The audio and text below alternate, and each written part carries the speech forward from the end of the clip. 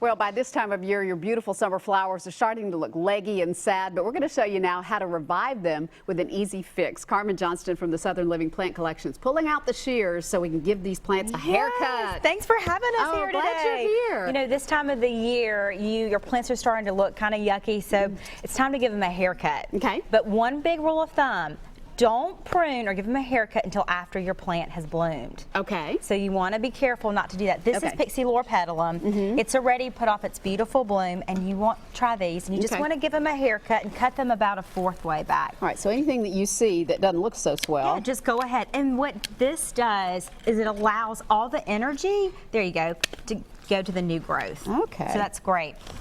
All right, so we're trimming that off. Trimming that off. This is something else too.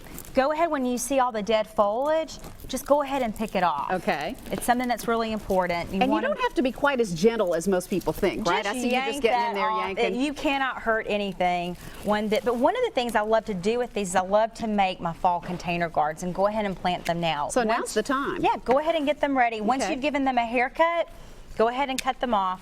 It's going to allow, like I said, all the energy to go to the new growth. We're going to make a beautiful fall container. Okay, great. Yeah, this one you said needs a little trimming too. Yes. This is fountain grass, is that right? This is fountain grass. Like I said, go ahead and let's give it a little haircut. Make it look good before it goes in the pot. Before it goes in the pot. So don't be afraid when you're at your garden center and you see some plants that are kind of looking like this. Don't worry, they just need to get some soil. So let's take them out. This is so 3 T's when you're planting a container garden. Okay, we got to get, this is going to be fun. Just yank it out. Oh, the roots are coming out. Perfect. That is pretty. We're going to loosen them up.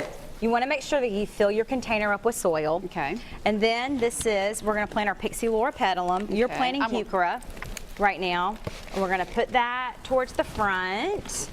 Yes, and we're kind of cheating here. We didn't show you how to fill in the soil, but you want to make sure that you use a really good potting soil and loosen up the roots.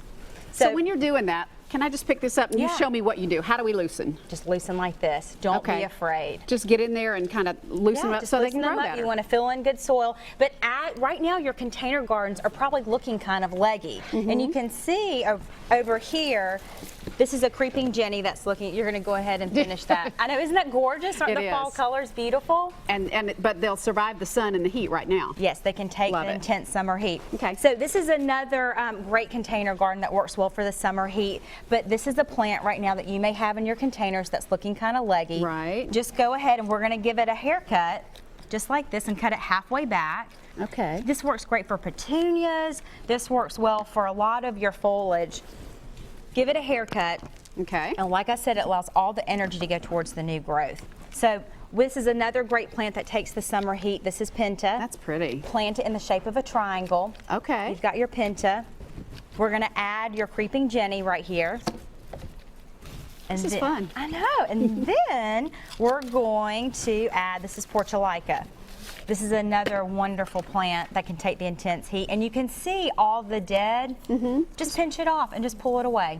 You're fine. And we're going to put it right here in the middle? Yep. Okay. Just put it right there. All right.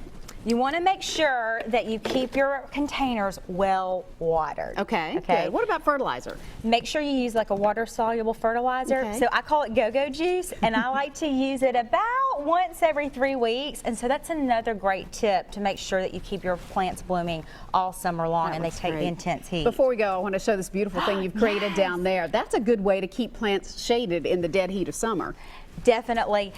Find a bird cage. You can find them at Marshall's. There's all kinds of great, finds that you can find a bird cage, and we put shade plants in little tiny pots. So pretty. And you just place them on top, and it's a great way to beat the summer heat. All right, some good ideas. Get those pruning shears ready and get going. Thanks so much, Carmen. We appreciate you being here. You can get more ideas online at southernlivingplants.com.